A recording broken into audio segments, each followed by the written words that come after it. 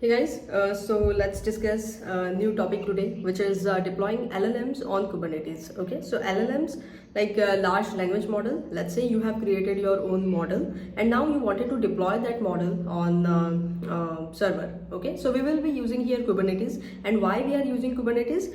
Because see, you need AI models in terms of scalability, right? Lots of people will use it, and you require production ready infrastructure. So Kubernetes is the best option for that. So now here, see, deploying LLM on Kubernetes means running AI model in scalable, production ready infrastructure using container and orchestrations. Okay, so see, this helps with auto scaling. Okay, it will increase the number of servers and then GPU management. So here we use GPUs. Okay, graphical processing unit. So here CPU is not sufficient. Okay, GPU will do the large processing and all. So we will see that why GPU, and then fault tolerance. Okay, after that it will give you ability for the rolling deployments, and then high availability. Okay, so why Kubernetes for LLM? The question is why we are using Kubernetes. So why we are choosing Kubernetes for the deployment. So LLM system needs GPUs, okay, and then distributed scaling.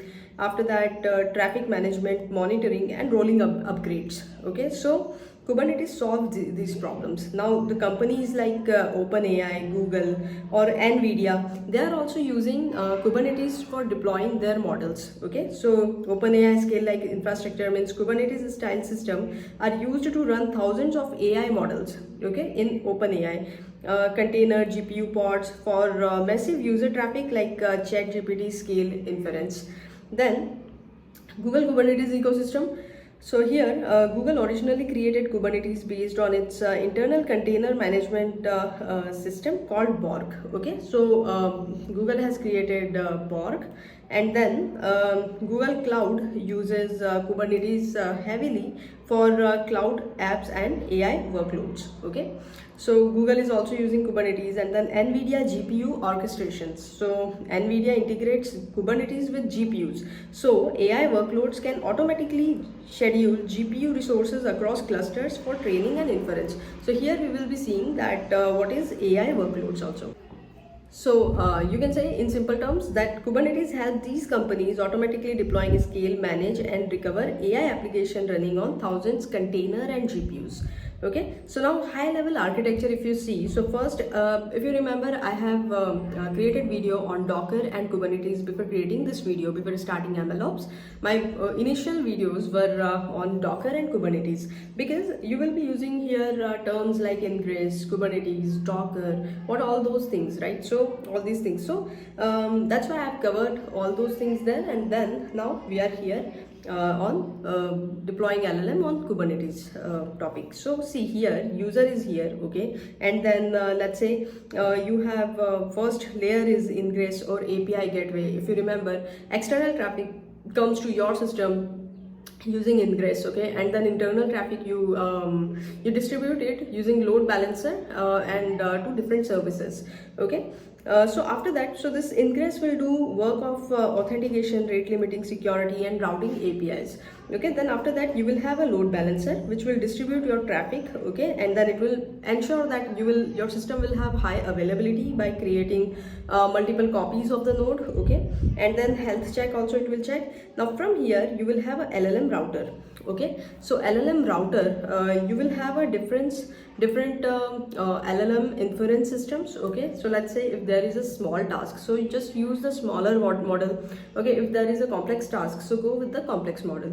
So then here LLM router will route the appropriate model. Okay, then select healthy GPU pods, and then batching, caching, and fallbacks. We will see these things, why you need batching, why you need caching, why fallbacks. Okay, so now here you have, let's say, two different inference models like vLLM, let's say, okay, which are running on the pods. GPU pods are running on that, and then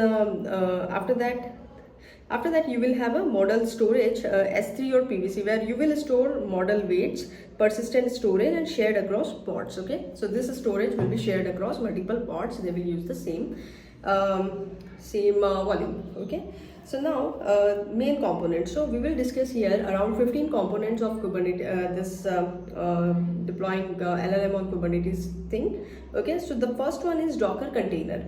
So what is Docker container? First package model server into container. Okay, first package model server into container. I told you that you will package your application, okay, and with application you will have runtime, configuration, everything which required to run your application on some computer. Okay, so you will package all these things. So and then you will create an image and then you will run that image. So that is called the container. So first package model server into container.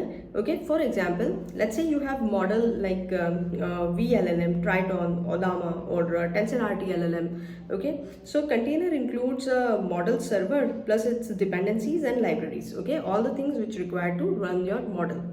Now example of Docker flow, what it would be. So first you will have a LLM model. After that you will create an image and then you will run that image on a Kubernetes pod. Okay, that container you will run there. So now second one is GPU node. So here we were talking about GPU. Okay, so GPU nodes, so LLM requires GPUs, okay, for the processing.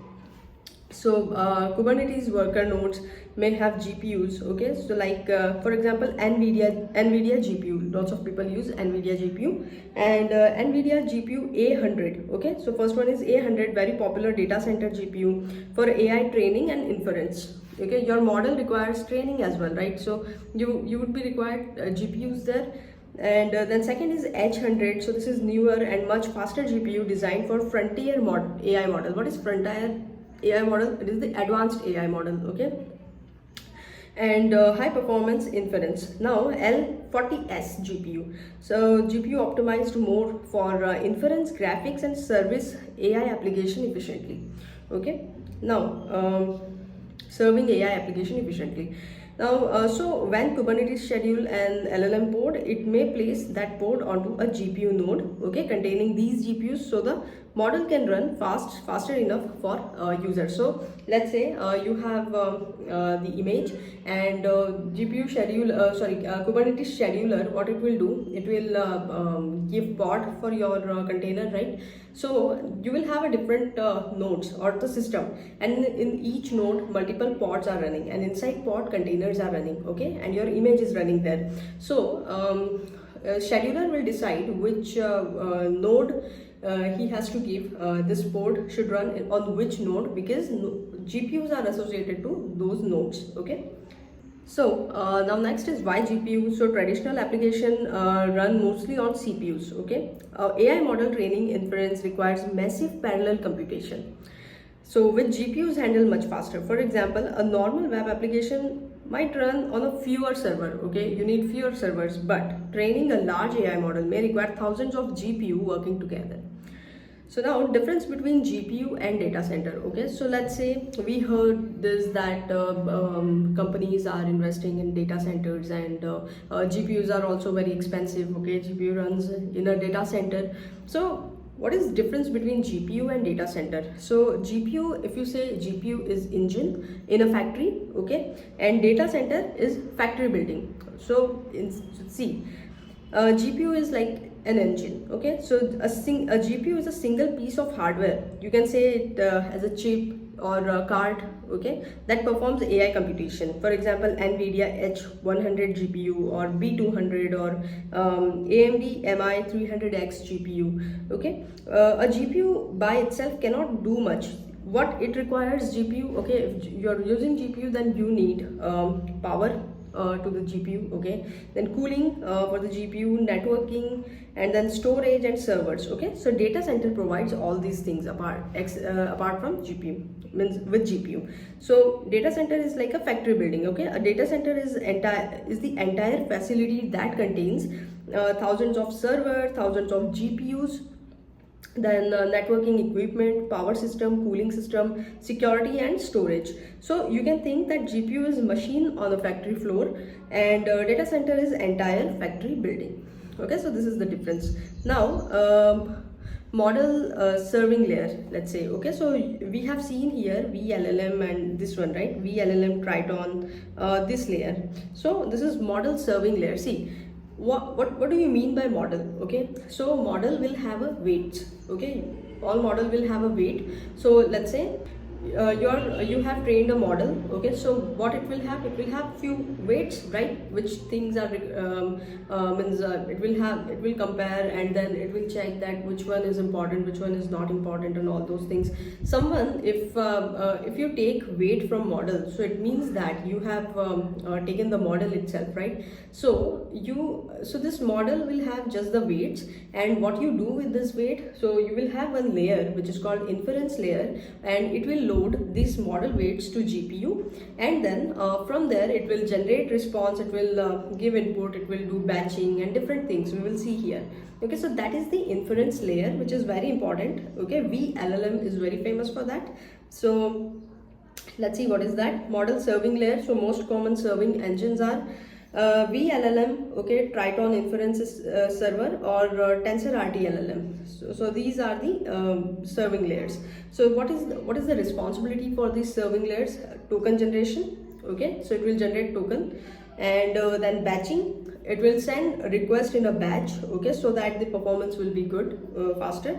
And streaming, so it will send you get the response like vector, then vector database, and then word by word, so token by token you get the response. So it seems that it is not taking much time to send the response, right? So that is called streaming. So these serving layers are also helping us there. And then KV cache management, so key value cache management also we do there.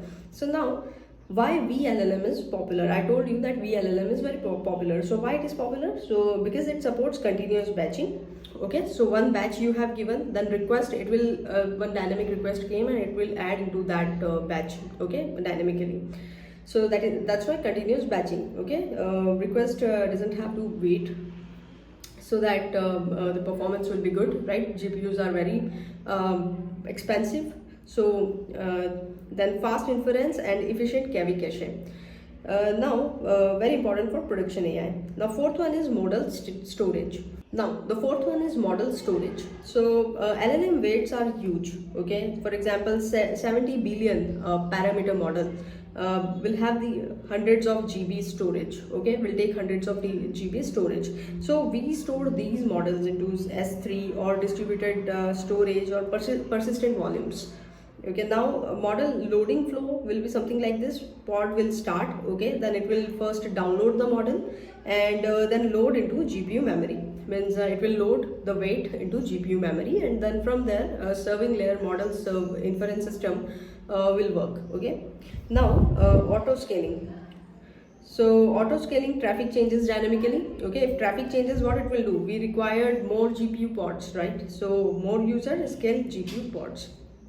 Kubernetes HPA. So HPA is horizontal pod autoscaling. Autoscaler, you can use this HPA there. Okay, automatically it will scale based on your CPU, GPU utilization. Okay, then queue size, and then request per second.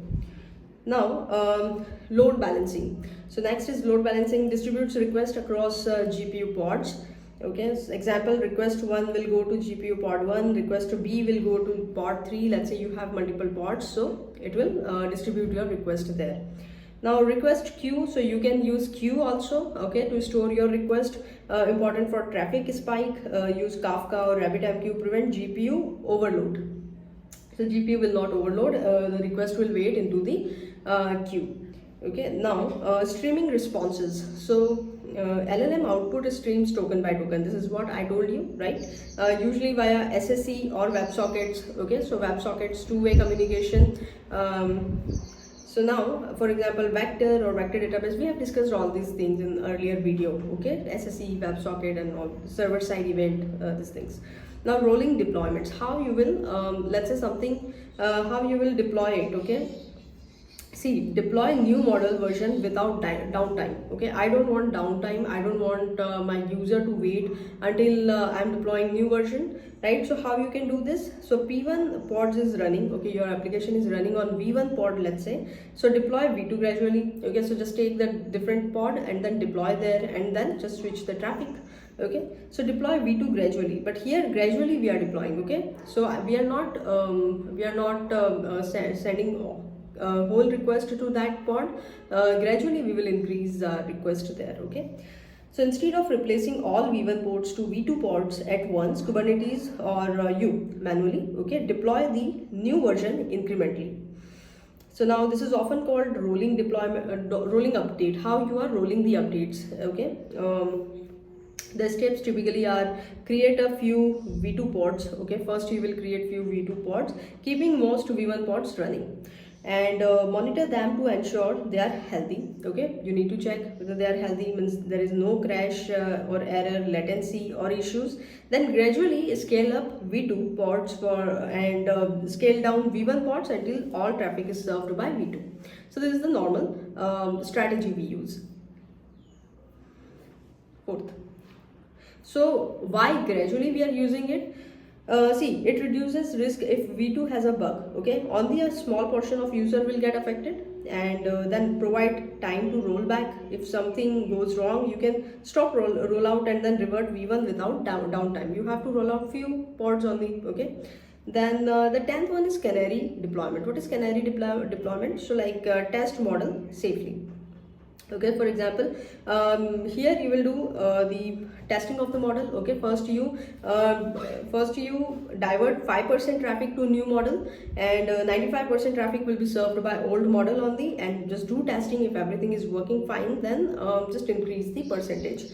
Okay, so it will monitor the latency, how much time response is taking, okay, to come. Then hallucination, what is the hallucination rate, and then failures. Now 11th one is multi-model routing. So multi-model routing, I told you, right, different models for different tasks. So let's say if you have a chat related task, okay, chat is so you can go with GPT like model. If you have coding related task, you can go with code LLM. If you have embeddings related task, you can go with embedding models. Okay, so router will send requests to correct models. 12th one is GPU optimization. Now you need to, GPU is very expensive, you need to optimize it. Okay, so the techniques we use here, and this is very important. So techniques we will use it here, quantization. Okay, quantization means, let's say your GPU is of FP16, so just change its precision, okay, from 16 to make it to 8 or 4. Okay, or do the batching. Okay, one by one, don't send requests to GPU, send in a batch. Okay, then tensor parallelism, so parallelly you just work on multiple things, and then KV caching, use cache. Okay, for frequently used data. So now example, see, this is what I told you, FP16 converted to int 8 or 4-bit. Okay, so less GPU memory will get usage. And then observability. So observability, you need to observe the output as well, right? What you need to monitor, you need to monitor latency, GPU memory, token throughput, okay, and then failures. So tools, what tools you will use? Prometheus and Grafana, let's say. Now 14th one is security. So very important in enterprise AI. You need authentication, rate limiting, encrypted traffic, and tenant isolation. So we have already discussed this rate limiting, what is rate limiting and all, okay, and encrypted traffic and tenant isolation. Let's say you have two organizations, okay, so there should be, the data should not get mixed. So now, for example, secure flow, what it would be, user request will go to API gateway, from their authentication server, from their rate limiting, and then LLM ports.